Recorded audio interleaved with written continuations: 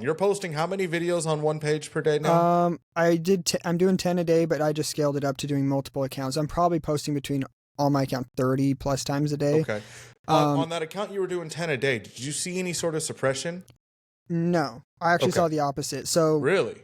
for me, that account was just not doing anything. I knew the videos on it were good, but I couldn't break like 200, 300 views and wasn't getting sales.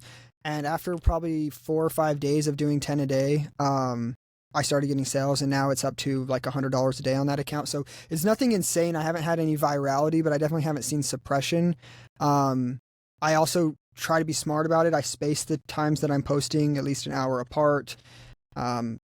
I know it can, and I'm willing to risk it on that one. So anyone that's listening, don't take this as like, oh, just do this to your account. I'm taking a risk. I experiment a lot. Yes, you do. So you have a lot of accounts to do it with too. Yeah, I'm willing to be like, oh, I know I could lose this account. I know I could break this account to try it, but I want to learn the game. So you don't need to do that. I look at it like there's practice and then there's game time. On these random accounts, that's practice. On my main accounts that convert well, that's game time. That's where I take what I learned from all these other accounts and I try to apply it to that main one that I do not want to lose because it's like my highest converting pages. Right. That's got to take a lot of time. I mean, but now with those 10 videos you're making a day, you're not batch recording these, are you? Are you recording them all in the moment? You do batch record them. I film, like if I grab a product, I make at least 15 videos for it back to back. I might slightly turn the camera angle. I might change my shirt. I might whatever. And I also don't script anything. I literally just go right when I pick up the product. I think, who would buy this? I try to picture one person. So if it's my friend, it's my mom, whatever, I picture them and then I say, what would probably get them to buy it? And I just talk to one person. I don't say mom when I'm recording it, but I talk to one person and I just say it 15 slightly different ways. And that is solid. It's my favorite way to do it. And then I have a really fast editing workflow. So I can edit those 15 videos in probably 20 minutes. And then I just airdrop them to my phone and just have them ready to go. That's so solid. What you just said right there is gold. You picture one person that you think should be buying the product and you speak to them directly. That's important. A lot of people don't understand how to just talk to the camera because they think they're talking to a camera. No, that person behind the camera needs to be a thought. Think of the person you're talking to. Treat it as if you're on FaceTime with your brother, with your best friend, with your mom. How are you going to explain to them why they should buy this? You know, exactly. I hate the term, hey guys, or what do you guys think about this? Because you're immediately making people feel like, I want to have people feel like I'm talking to them. So when I'm saying you need this or you or blah, blah, blah, they feel like they can feel it. And it could be conspiracy or superstition. I know a lot of us that make content, we're superstitious because we got 10 million views when we were wearing a blue shirt on a Tuesday at 3 p.m. So we feel like, oh, I got to do that same thing. Right. But I used to do stuff like that all the time. But I think a lot of it's superstition, but that's where I like to experiment. It's like right now I've been making a ton of videos with really high quality cameras. I tried it a year ago. It did not work. Just in my gut, I have a feeling that it's going to follow the rest of social media where it was like, okay, clickbait viral. Then it went into more like enthusiast. Then it went into high quality video. So I want to see, does that same thing translate to TikTok? So I'm willing to risk a bunch of videos and maybe they'll do nothing. But if there is a new curve, I want to be on the front of it and be experimenting and trying things out. That's smart too. Cause I tried when I got my fancy camera last year, you know, I tried making those high quality videos. And it didn't pan out to be too well. I feel as if it was just too high of quality for people to want to watch for an ad per se, or for something that's being sold.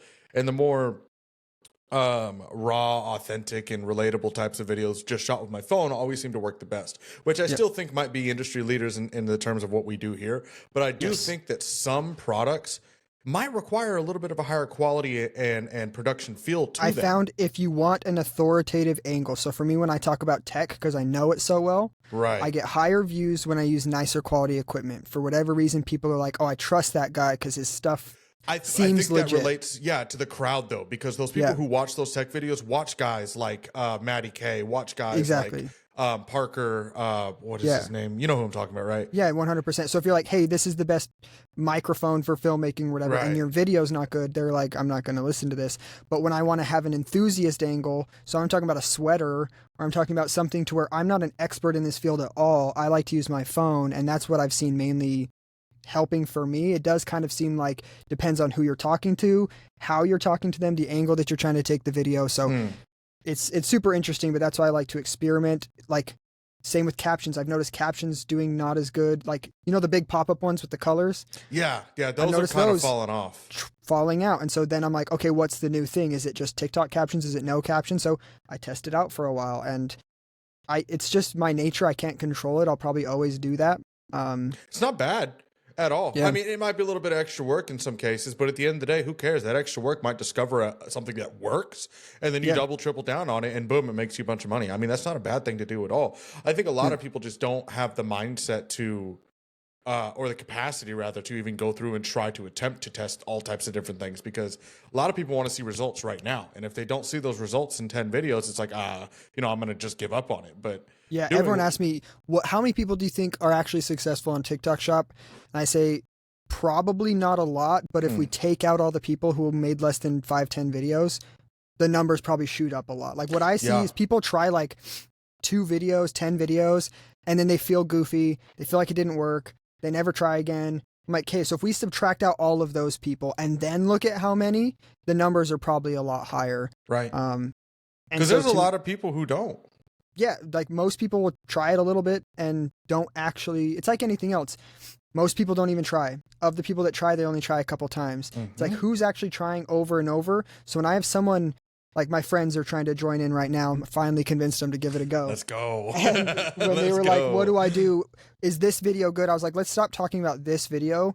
Can you make 500 videos? Like, let's focus on that. Like, I'll go over your videos and tell you if they're good, but don't even care. Just make 500, because you'll get quality from making quantity. It's how it works. You're never going to be great at first. You just need to make a ton of it, and then you'll figure out what actually works.